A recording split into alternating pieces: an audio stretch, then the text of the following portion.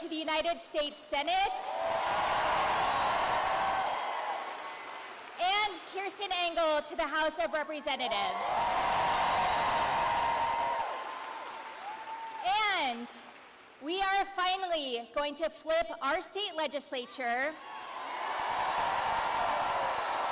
starting right here in Tucson, by electing John McLean to the Senate and Kevin Volk to the House of Representatives.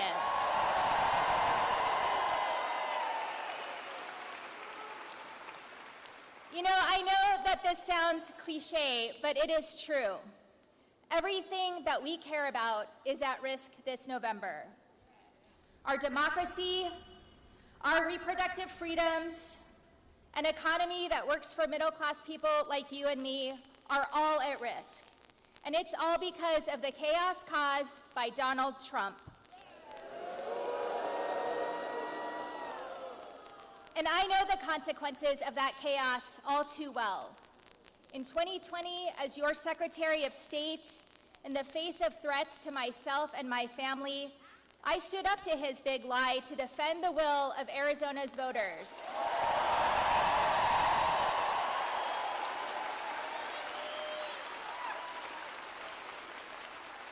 And we could only do that because Arizonans made their voices heard. We did it because of 20,000 votes in 2018 and just 10,000 votes in 2020.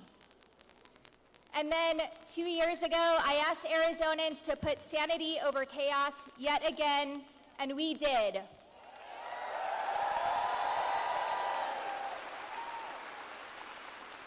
I defeated Trump's chief chaos agent and was elected governor by just 17,000 votes.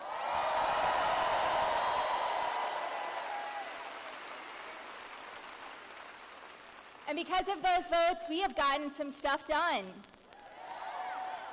We repealed the 1864 total abortion ban.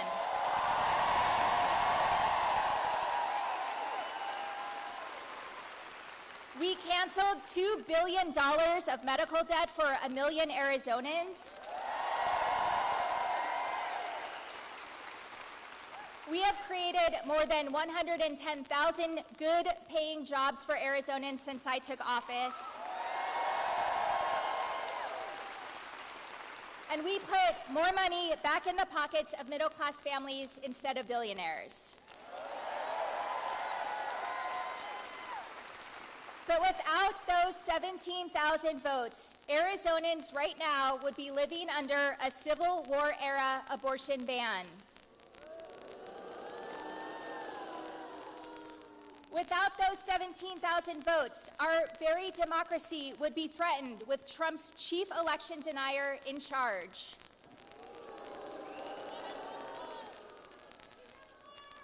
But the fight for our democracy didn't end in 2022. It's ongoing right here and right now. Yet again, the nation's eyes will be on Arizona. It's us who will decide if Donald Trump or Kamala Harris will be the next president. Yeah.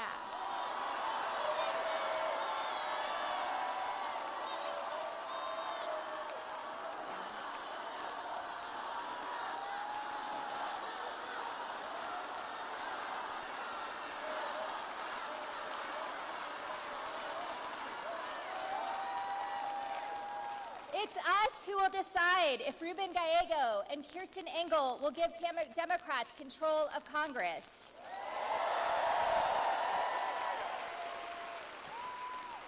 And if indicted fake electors and insurrectionists will continue to control the agenda at our state capitol. And this November, the choice couldn't be more clear. It is time to put an end to Trump's darkness.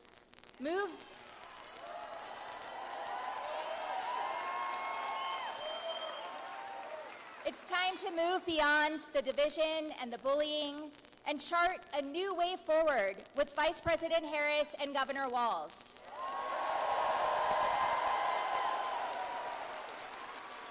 They will lift people up, not push us down.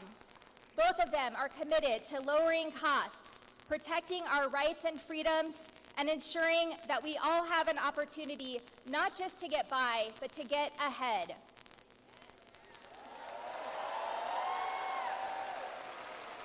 And so, Arizona, once again, we need to get out the vote.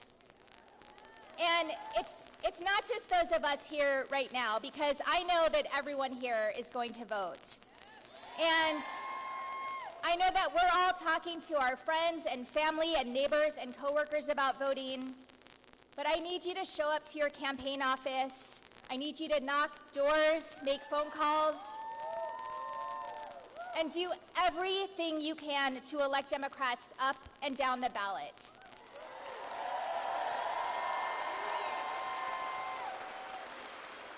And when you think that you can't knock another door or make another phone call, I want you to remember this: 17,000 votes. And then grab another walk packet, sign up for one more phone banking shift, and fight to bring this race home.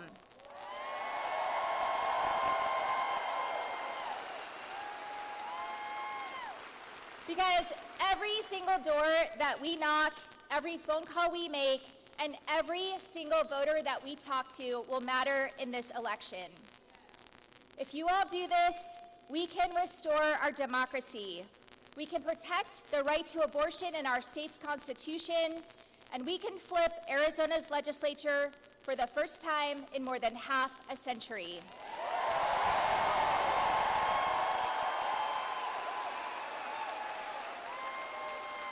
And we will banish the chaos once and for all.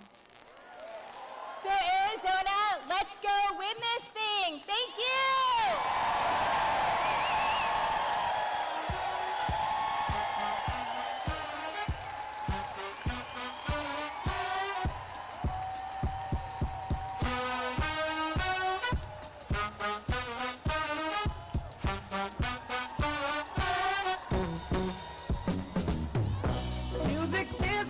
Within itself, with a language we all understand, with an equal opportunity to sing, dance, and clap their hands. But just because the record has a groove, don't make it in the groove. But you can tell right away it's Dr. A when the people start to move. They can feel it all over. They can feel it all over, fever. They can feel it all over. They can feel it all over,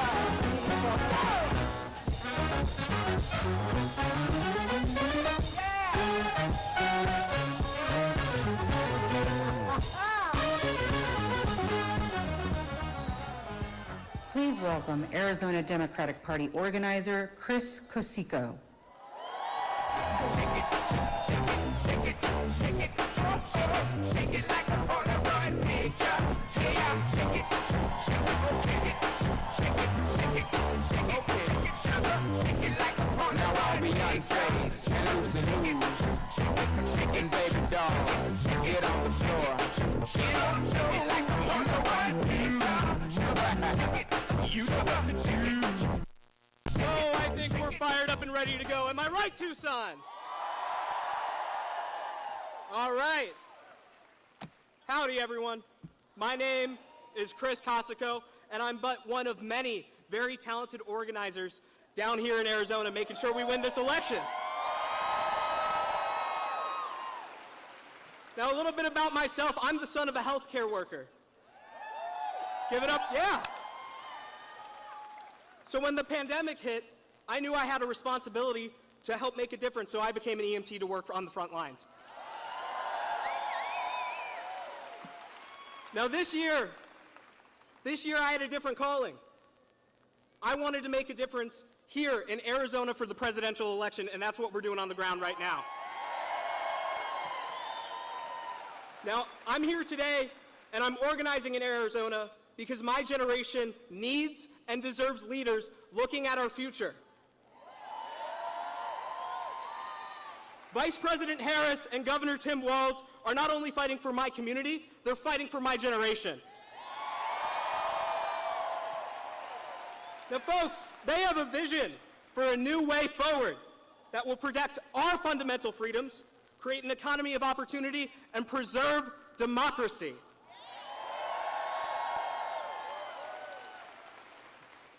We already know that the Vice President has been fighting for people like you and I. Meanwhile, though, Donald Trump would be, Donald Trump would be a disaster not only for students, not only for young people, but all Arizonans who care about the future. Listen to this, listen to this. His Project 2025 agenda includes plans to ban abortion nationwide. We can't have that. He wants to gut Social Security and Medicare. We can't have that. And economists agree his plans would cost Arizona families $4,000 a year. We cannot have that. Folks, the question is, do we want a criminal in office or a prosecutor? Do you want a candidate who is going to continue to grow our economy and bring jobs here to Arizona, or do you want a man in office who only looks out for his billionaire friends? I thought not. Folks, do we want Donald Trump?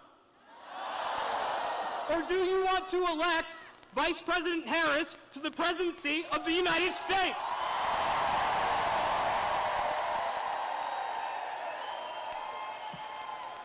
So if you want to send the Vice President, and if you want to send Governor Walz to the White House, then we need your help. Folks, the time to vote is now. The election doesn't start on the 5th. It's happening right now. Check your watch. You can vote early in person at any voting location in the county. And if you plan on voting in person, y'all, bring your ID. Don't forget it. And we got to talk about voting by mail. We got to talk about voting by mail. It's easy, it's safe, it's effective. Follow the instructions on your ballot, complete it, and drop it off at a drop box, a polling place, or mail it over. Folks, we can't afford to delay. You need to make sure that your vote is counted. Get it in as soon as possible. But listen, y'all, the truth is, the outcome of this election depends on each and every one of us that are here today. We can't do this alone. Y'all, we have 18 days. We have 18 days to win. We have 18 days to canvass, to phone bank, to organize, to fight, and that's what we're going to do.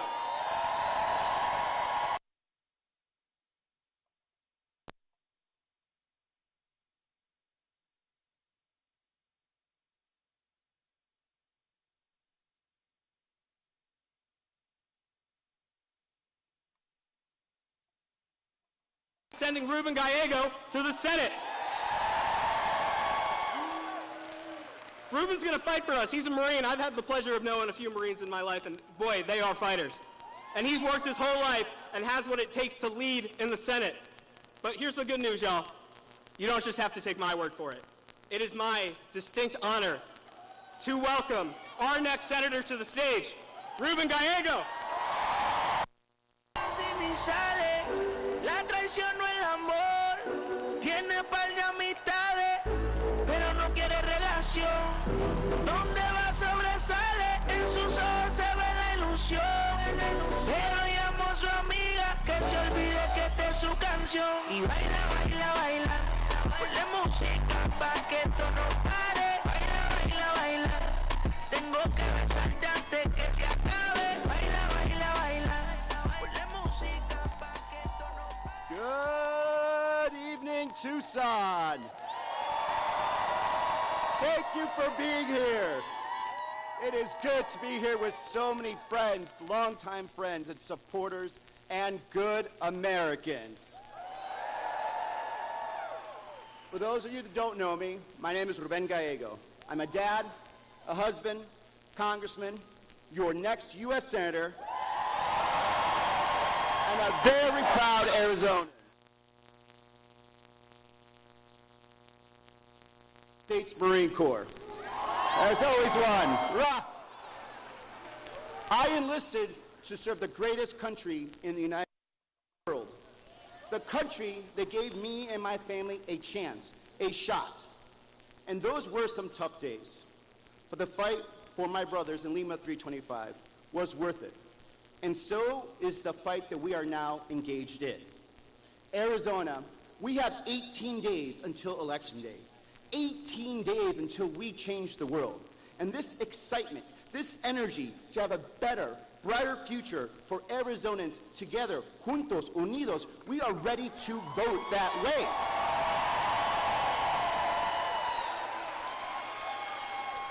And I know some Arizonans are already voting. My wife Cindy and I just dropped off our ballot 2 days ago. And guess who we voted for? Our next president, Kamala Harris, and Vice President Walz.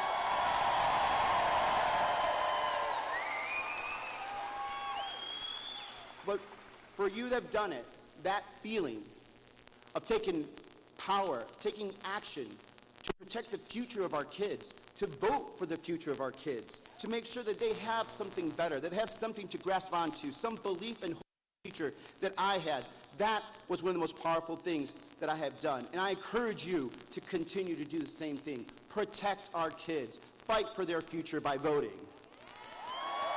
So remind your family, remind your friends, todos los vecinos, it is time to vote and vote now.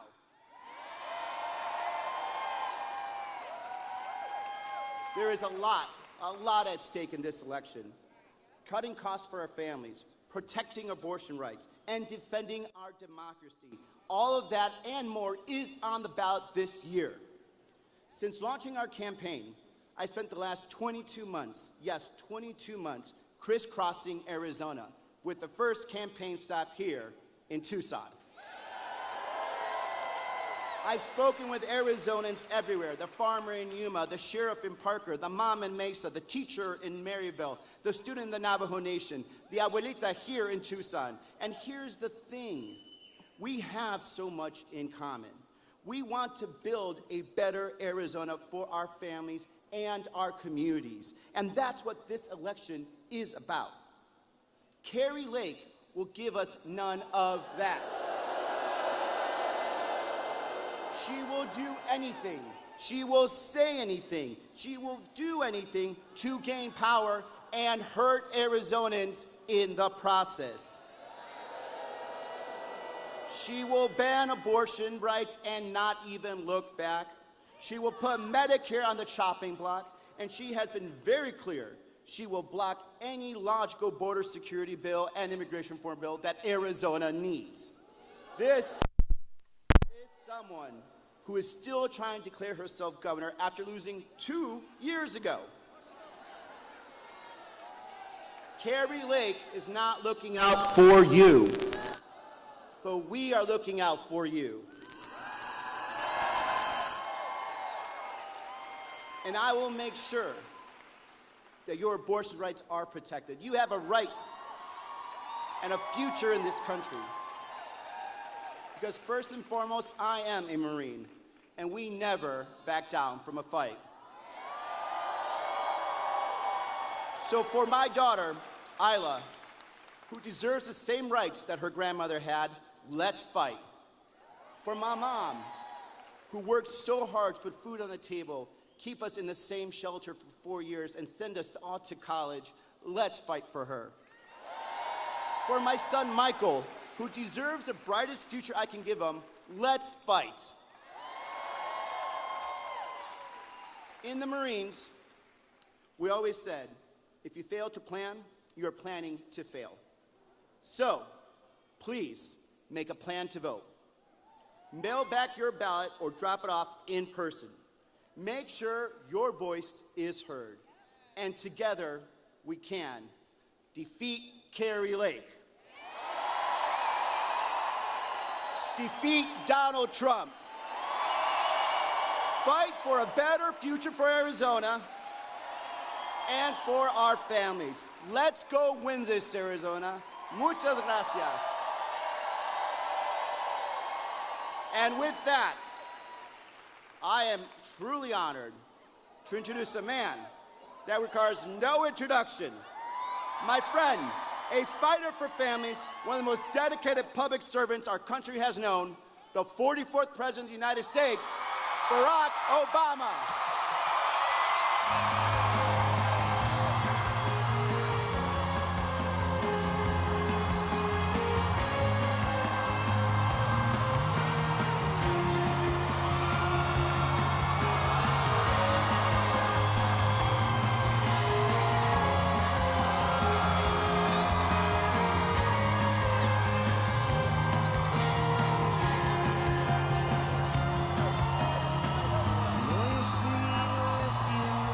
Hello, Arizona!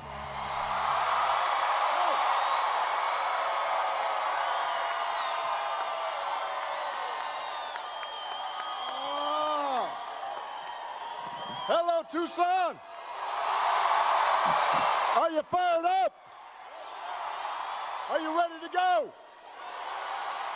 Man, it is good to be back. It is good to be back in Arizona. It's good to be back in Tucson. And I appreciate y'all coming out the day before homecoming. As we landed, we saw Colorado's buses at the airport. And I know, Colorado's got a couple good players, but I also know you guys have beaten them twice in a row, so don't bet against the Wildcats tomorrow. Come on. I love you back. But I am not here just to talk about football. I am here to ask you to vote for my friend and your outstanding Congressman, Raul Grijalva. For your next member of Congress from the 6th District, Kirsten Engel. For your outstanding next United States Senator, Ruben Gallego. And for the next President of the United States, Kamala Harris.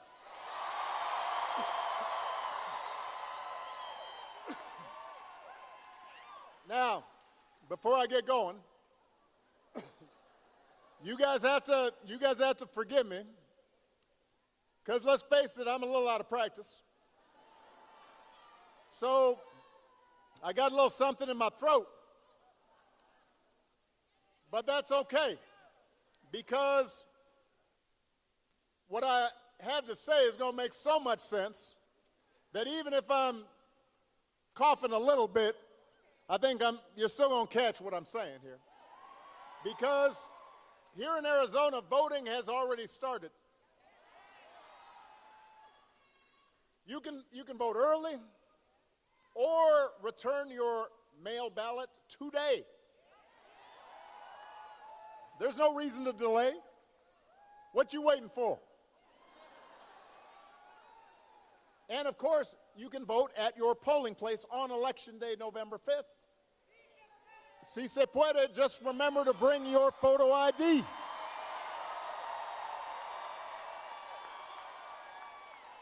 And I think as Ruben mentioned, si se puede.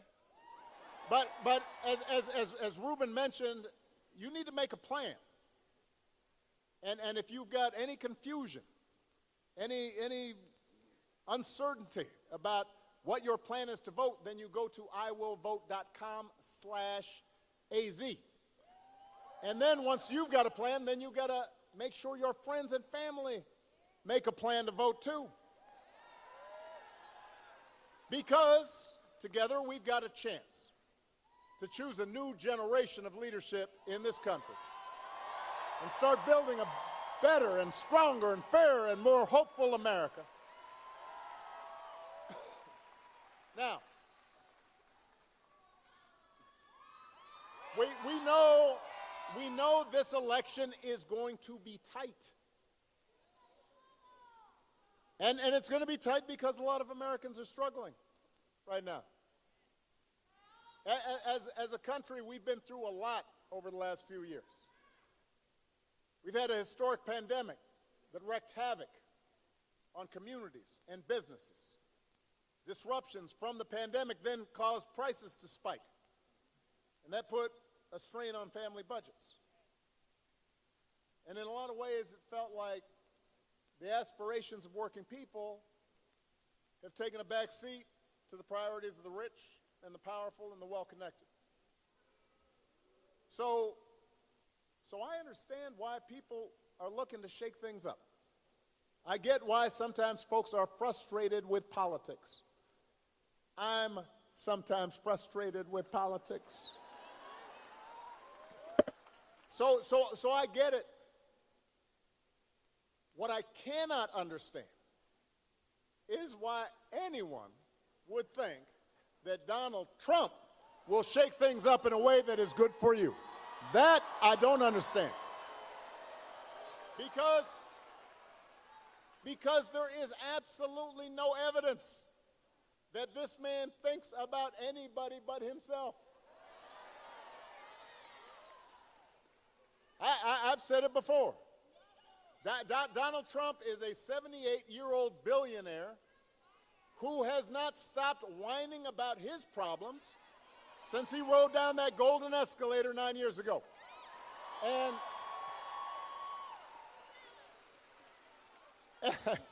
And when he's not complaining, he's trying to sell you stuff. He's got his gold sneakers. He's got the $100,000 watch. Says it's a Swiss watch, but nobody can actually figure out where in Switzerland was this thing made. He's got, this is my favorite. He's got the Trump Bible. Wants you to buy the Word of God, Donald Trump edition. His name's going to be on there, embossed, right next to Luke and Mark and Matthew. And by the way, I will give you one guess. You could not make this stuff up. Where these Bibles are made.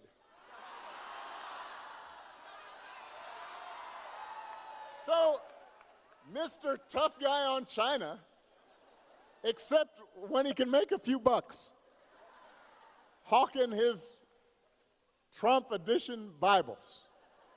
Come on, man. You can't make this stuff up. But he's doing it. And the reason he's doing it is because what he cares about is his ego and his money and his status. He's not thinking about you. Donald Trump sees power as nothing more than a means to his ends. He wants the middle class to pay the price for another huge tax cut that would mostly help him and his country club buddies.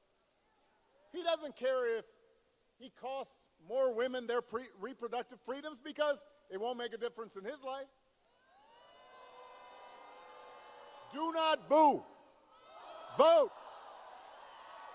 They can't hear you when you boo, but when you vote, everybody can hear you.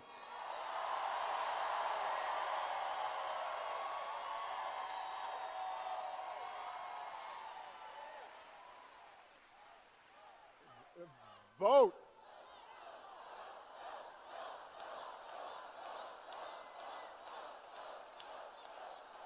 Most of all, Donald Trump wants us to think that this country is hopelessly divided between us and them, between the, quote, real Americans, by which he means his supporters, and the outsiders who don't support him. Because having people divided and angry and aggrieved and resentful, he figures that boosts his chances to get elected. Now, so those are his intentions. I do have to point out that along with his intentions, there is also a question of his competence. Have you seen him lately? I mean, he is out there, he's given 2.5 hour speeches, just word salads. You have no idea what he's talking about. He's talking about Hannibal Lecter. He's talking about this. He's talking about that. He held a town hall meeting where he just, let me explain, because I've done a lot of town hall meetings. The point of a town hall meeting is to take questions. He just decided, you know what, I'm going to stop taking questions, and then he's swaying to Ave Maria and YMCA for about half an hour. Folks are standing there not sure what's happening. Can you imagine if I did that? Can you imagine if Ruben did that right in the middle? Now, our playlist would probably be better, but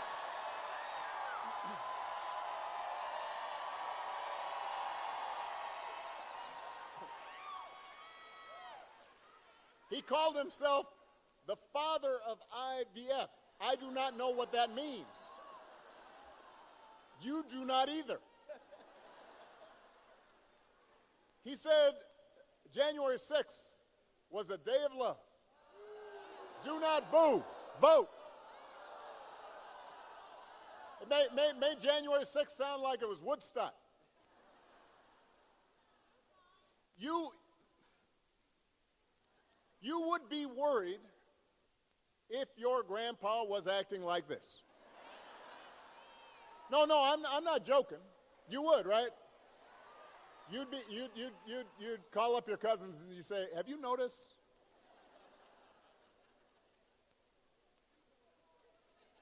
So imagine it coming from a guy who wants to be given unchecked power. Tucson, we do not need to see what an older, loonier Donald Trump looks like with no guardrails. We have had enough of arrogance and bumbling and bluster and division. America's ready to turn the page. We're ready for a better story.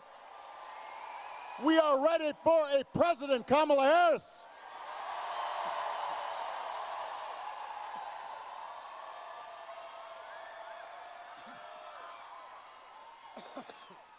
I warned you. I gotta go ahead and chant that.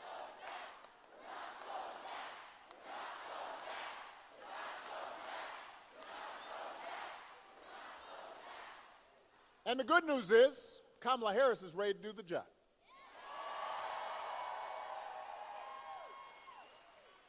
This is a leader who has spent her life fighting on behalf of people who need a voice, who need a champion.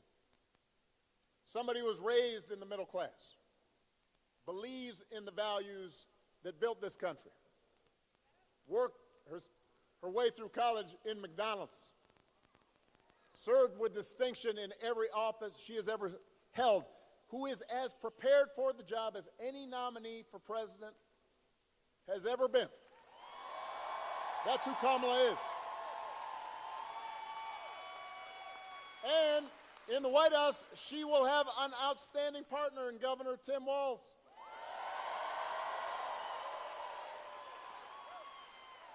Love that dude. Tim's a veteran. He's a teacher. He's a coach. He's a hunter. Been a great governor, working with Democrats and Republicans to get stuff done.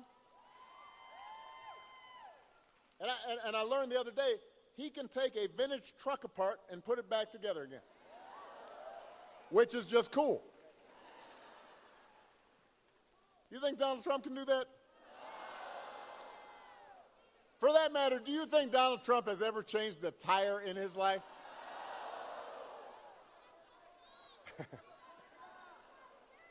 Yeah, you know, he's like having Jeeves change his tire.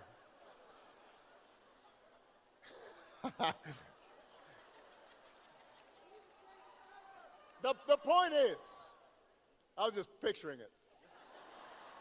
The point is, if you elect Kamala and Tim, they will not be focused on their problems, they will be focused on yours. They understand that too many folks, not just here in Arizona, but across the country, are still struggling to pay the bills. Even though wages are steadily growing, even though inflation's finally slowing, the price of everything, from healthcare to housing to groceries, it's still too high, and it hurts. So the question is not whether or not we need to do some things different. The question is, who's really going to do something about it? So what we need to do is to evaluate the plans of the respective candidates. Donald Trump's plan is to give another massive tax cut to billionaires and big corporations. Now, do not boo. Vote. I am going to break you of this habit. Now, some people, because, I'm having conversations around the country with folks as I go campaigning, and I'll hear some people say, well, I remember the economy when those first 2 years with Trump, they were pretty good. And I say, yeah, it was good. Because it was my economy that I gave to him.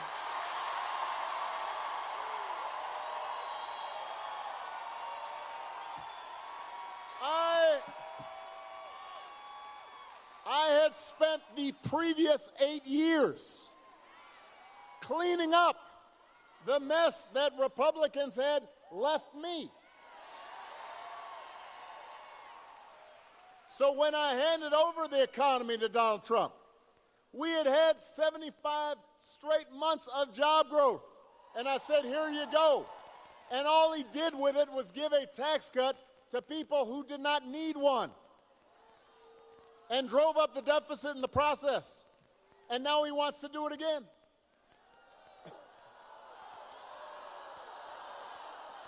Now, wait.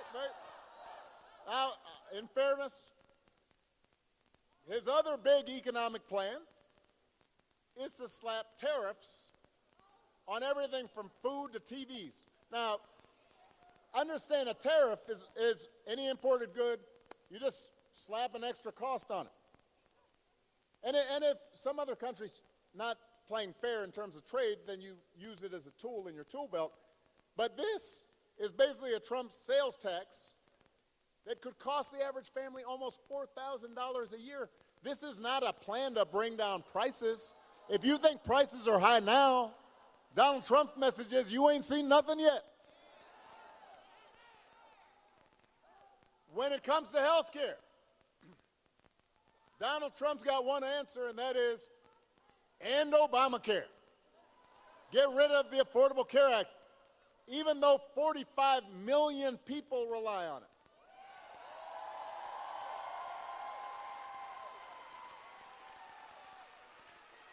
Couple of weeks ago, his running mate had the nerve, the chutzpah, to say that Donald Trump salvaged the Affordable Care Act. What? Donald Trump spent his entire presidency trying to dismantle it, and he couldn't even do that right. Thanks to John McCain, he didn't do it.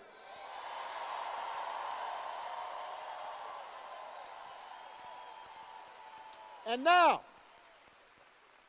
8 years after he was elected, after all the arguments against Obamacare have been proven to be wrong, and even folks who don't like me sure like that insurance, when he was asked about it, he said, well, I have a concept of a plan for how I might replace it. Now, I want you to think about that. Let's say your boss gives you an assignment, says she needs it by Friday. Friday rolls around, your boss says, so, did you finish that project I asked for? Well, I haven't actually started, but I do have a concept of a plan. Students here at Arizona, you could try it with your professors. Yeah, papers due, and you just write on a sheet of paper, concept of a plan. You could try it at home. Honey, did you do the dishes? I have a concept of a plan to do the dishes. Haven't done them yet. How's that going to go over?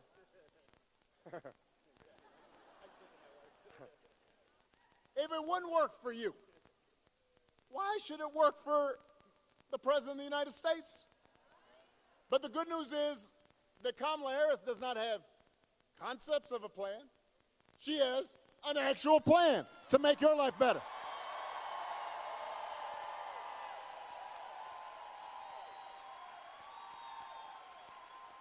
So, to bring down the cost of things like groceries, she'll go after corporations that are jacking up prices, just like she went after big banks and for-profit colleges when she was Attorney General in California. And believe me, when Kamala does, nobody's going to want to stand in her way. I've witnessed it. I remember after the home mortgage crisis, Kamala pushed me and my administration harder than any other Attorney General in the country to make sure homeowners got a fair settlement. And it didn't matter that I was a Democrat. She wasn't going to let anything stop her from winning as much relief as possible for the families who deserved it. That's who she is. That's the kind of president Kamala Harris will be.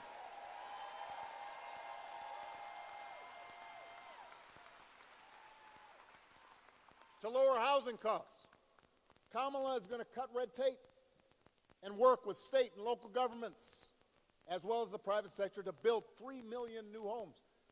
Concrete plans. She'll give first-time home buyers up to $25,000 to help them with a down payment. Concrete plans. To lower health care costs. Kamala already worked with Joe Biden to take on the drug companies, bring down the cost of insulin, hearing aids, more than 50 prescription drugs. Ruben worked on that. He knows about it. And as president, Kamala will never stop working to limit out-of-pocket costs and protect your care. Concrete plans. That's who Kamala is.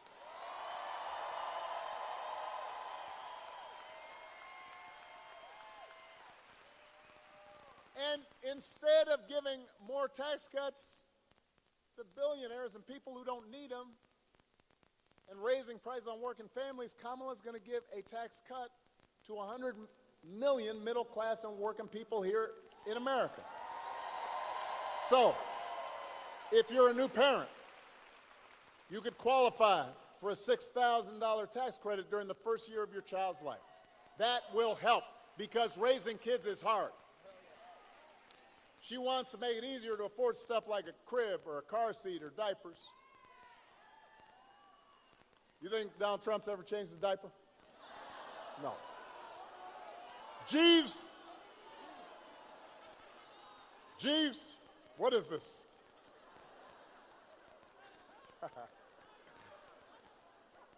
If you're starting a small business, Kamala Harris will give you a $50,000 tax credit to help you get it off the ground. She believes in entrepreneurship. That's who Kamala is.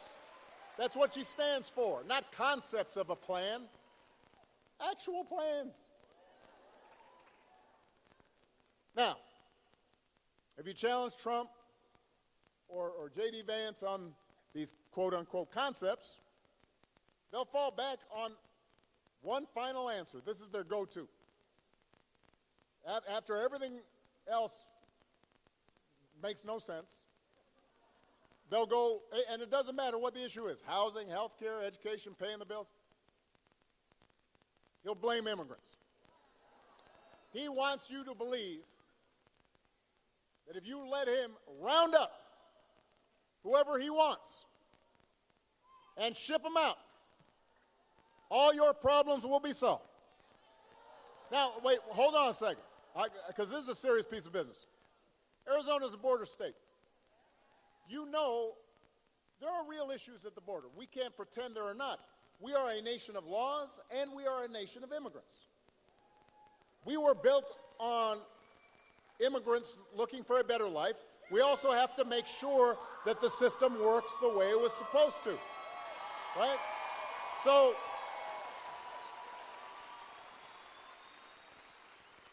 we have a real problem to solve. But remember, Donald Trump was president for 4 years. He likes to talk about Kamala being vice president 4 years. We remember you being president, buddy, for 4 years. And if rounding up and deporting millions of desperate people, many of them women and children, is the answer to everything, looks like we might need an EMT right in front here. Everybody bend your knees real quick, because sometimes when you stand too long, you get a little faint. She'll be all right. Just got to make sure, and drink something if you got it, all right? Good job, EMTs.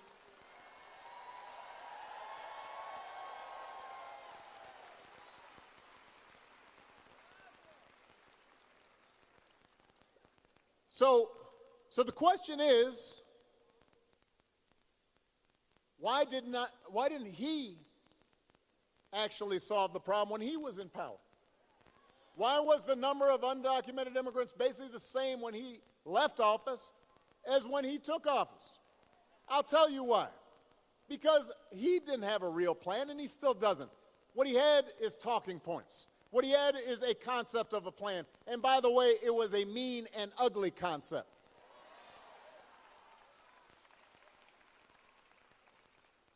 You know what would actually help bring order to the border and actually help fix our immigration system?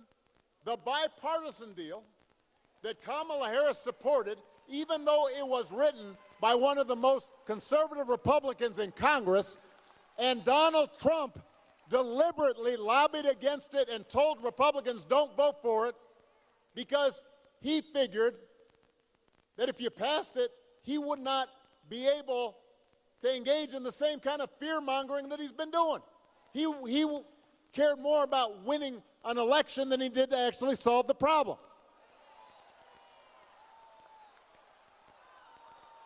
Vote.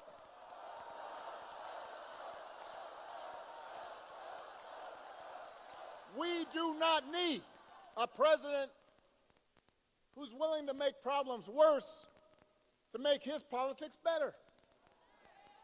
We need a president who actually cares about solving problems, making your life better.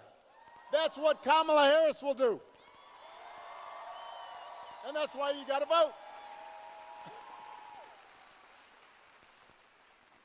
And to help her do it, she needs a Senate full of public servants like Ruben Gallego.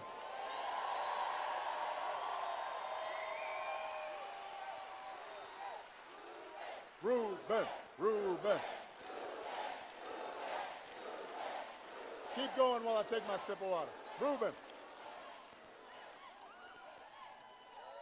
You heard Ruben speak a little bit about his life. Son of an immigrant, single mom. Growing up, he and his sisters didn't have much. He worked construction, worked as a meat packer, anything to help his family. Later, he served in the Marines. In Congress, he's proven that he will stand up to corporate price gouging and work to lower costs for families. Ruben's the kind of person we need in Washington. This is the kind of person who's going to help Kamala get stuff done. Folks who share our values and will do whatever they can to move the country forward.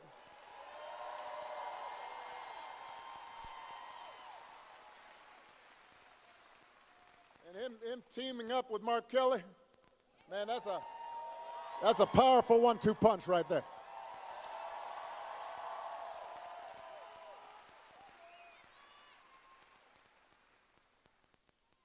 One of those values that Ruben shares and that's talked a lot about in the campaign is freedom. So I want to talk a little bit about that.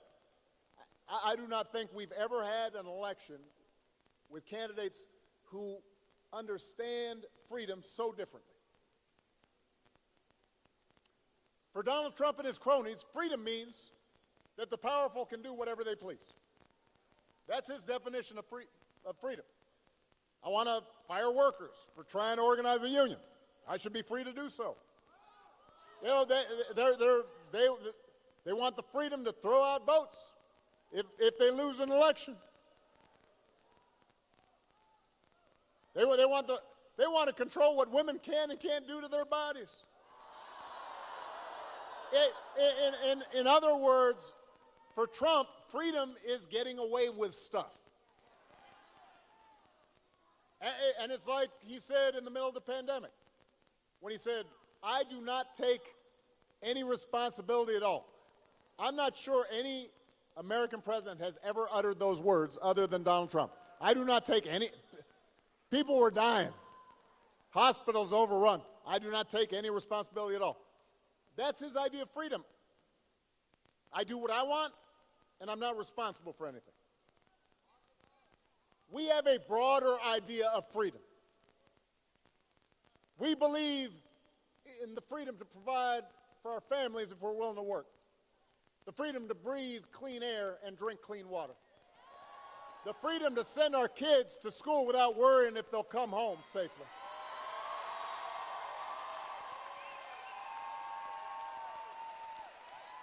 We believe that true freedom gives each of us the right to make decisions about our own lives, how we worship, who we marry, what our family looks like. And we also believe that freedom requires us to recognize that other people have the freedom to make different choices. And it doesn't make them bad people. It doesn't make them evil people. It doesn't make them enemies of the state. I mean, I listen to some of the language that's being thrown around. Look, even on the most contentious issues, I've always said there are good people of conscience on both sides of the abortion divide. And I respect anybody whose faith tells them that it's not something that they would do, that they support. But if we believe in freedom, then we should at least agree that such a deeply personal decision should be made by the woman whose body is involved, not by politicians.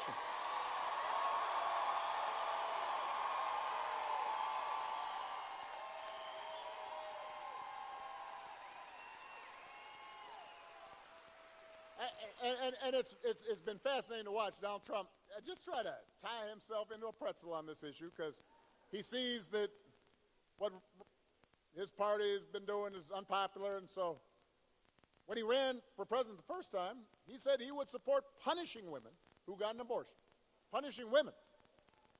Then a couple weeks ago, he tells women he'll be their, quote, protector. I will tell you how he protected you, quote unquote. He handpicked 3 of the Supreme Court justices who overturned Roe versus Wade. He bragged about it, and now there are Trump abortion bans in 20 states, many of them with no exceptions for rape and incest. And he's out there saying, well, you know, everyone wanted it this way. Really? Donald Trump may be confused, but let's be clear about what's at stake here. If you send Ruben Gallego to the Senate, he'll vote to restore the reproductive freedom that women had for nearly 50 years. And if Congress passes that bill, Kamala Harris will sign it into law.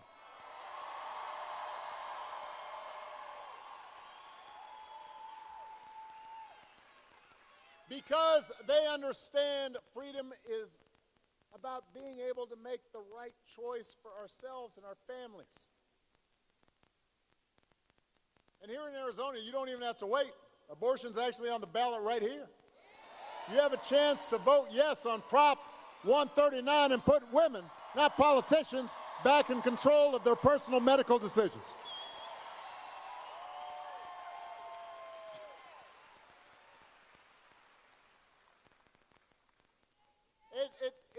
It's an example of how, at the end of the day,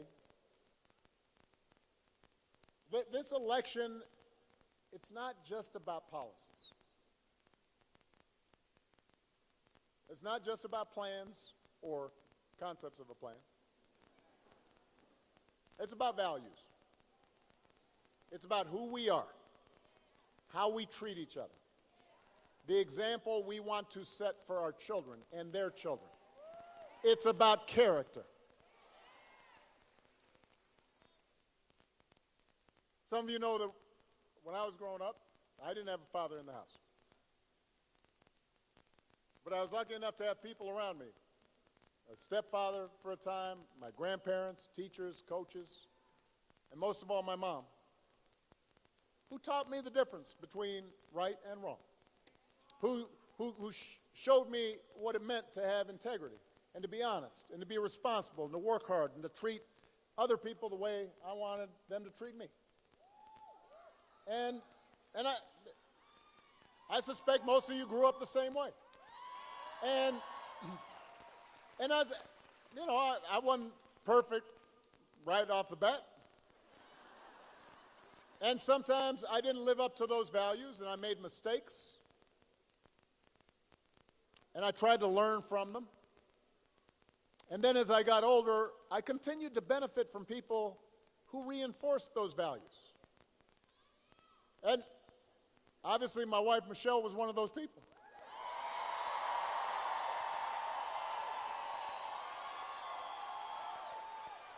She's still trying to make me a little bit better.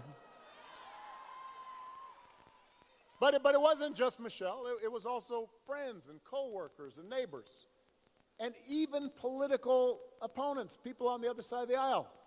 And I already mentioned it before. Being here in Tucson, I'm thinking about my friend John McCain.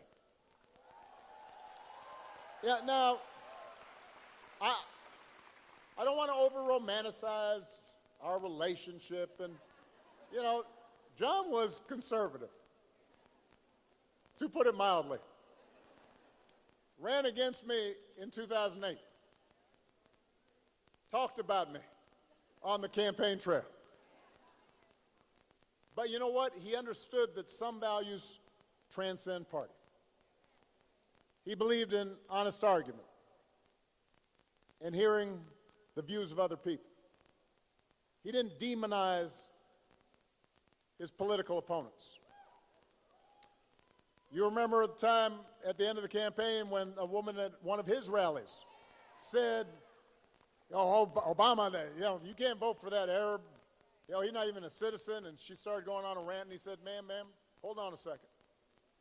I have a lot of disagreements with Senator Obama, but I serve with him. He's a good man. He's an honorable man. He's a patriotic American. Shut it down. He knew that if we get in the habit of bending the truth to suit political expediency or party orthodoxy, our democracy can't work. The man had character.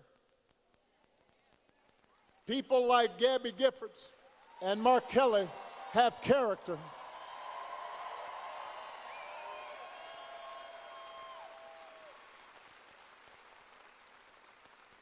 Your governor has character.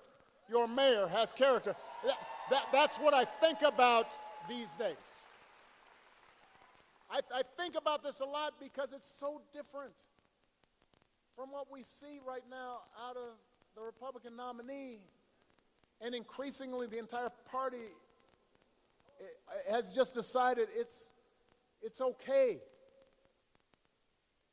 I mean, one of the most disturbing things about this election and Donald Trump's rise in politics is how we seem to have set aside the values that people like a John McCain stood for. Values we were taught. A few weeks ago, we had one of the deadliest hurricanes in American history. And President Biden and Vice President Harris were down in North Carolina meeting with local officials and comforting families. And meanwhile, Donald Trump and his running mate were making up stories, circulating stories about how the Biden administration was withholding aid and not giving it to Republican areas. And giving it to undocumented immigrants, just making stuff up. And even Republicans on the ground said it was a bald-faced lie. And there were real consequences to this. The other day, a man was arrested for threatening FEMA workers, emergency relief workers, because he believed some of those lies that were being spread. This isn't harmless. Yet people some workers have been forced to relocate because they're worried about their safety. People who are just trying to help. And you're trying to exploit that?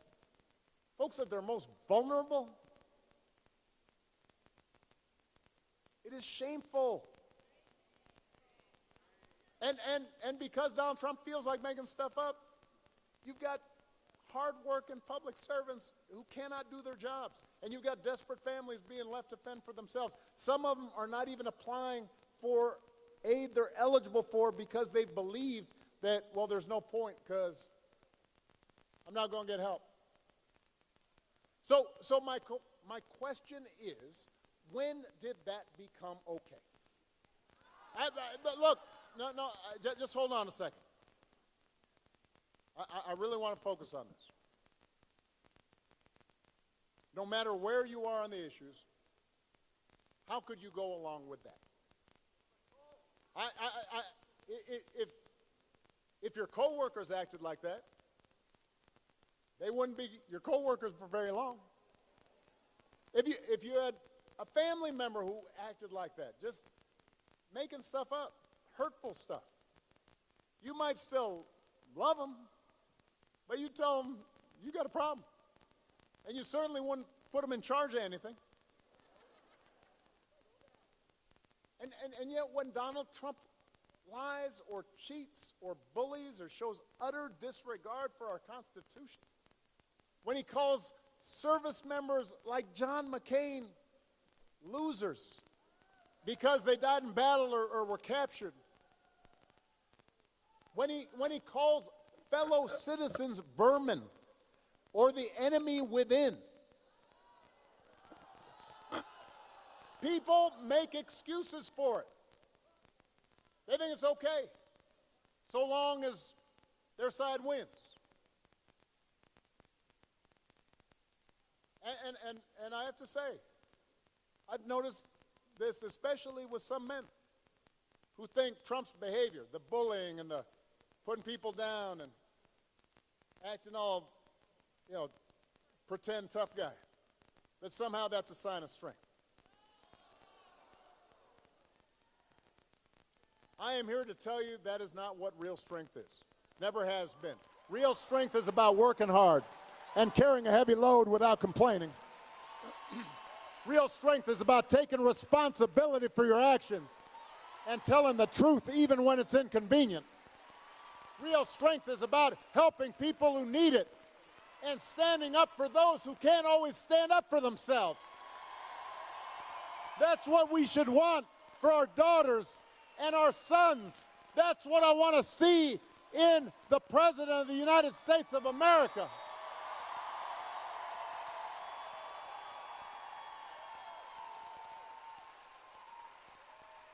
And the good news is that you have a candidate.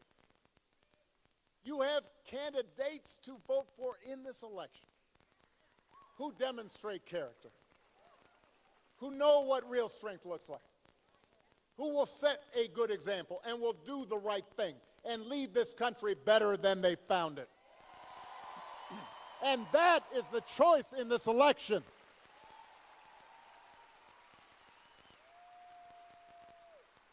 So, if you are talking to friends and family and neighbors, and it's hard to have political conversations right now. Sometimes families are getting divided. It's getting so intense. Friendships are broken off because of it. It shouldn't be that way. But Ruben and I were talking to a remarkable group of men right before we came out, and we were talking about this, and somebody said, man, I'm just so tired of everybody being divided and mean and nasty. And I said, well, we don't have to be that way. We can make arguments while still saying, I love you and I'm going to listen to you. But you need to have those conversations, though. If somebody says, well, I'm thinking about voting for Trump because I remember the economy being pretty good, remind them why it was good. If you say, well, I'm mad about higher prices, you say, well, hey, what is exactly Donald Trump's plan for higher prices? Just ask him. And if they don't, you tell them he's got concepts of a plan, and it don't make sense. If they're concerned about issues like immigration, ask them, well, what do you think he's going to do? Because we know what he did the first time didn't work. You can have that conversation. And if after you've gone through that, and the folks who are unconvinced say, yeah, I don't know, I still like him, then I think you have to then say, yeah, but what about character? What about values? Because that matters. It's not just policies are on the ballot. Don't vote for somebody who does not respect you. Don't vote for somebody who makes fun of people because they're not like them. Don't prey on people who are weaker than you. It's about values. It's about character. So whether this election is making you feel excited or scared or hopeful or frustrated or anything in between, do not sit back and hope for the best. Get off your couch and what? Put down your vote and do what? Vote for Kamala Harris as the next president of the United States. Vote for Tim Walz as the next vice president of the United States. Vote for Ruben Gallego and this whole incredible Arizona Democratic ticket. Tell your friends and family members and neighbors to do the same. Because if enough of us make our voices heard, we will leave no doubt about the outcome of this election. We will leave no doubt about who we are and what America stands for. And together we will keep building a country that is more fair and more just and more equal and more free. That is our job. That's our responsibility. Tucson, let's go do it. Thank you. I love you. Bye-bye. Grab your ticket and your suitcase. Thunder's rolling down this track. Well, you don't know where you're going now, but you know you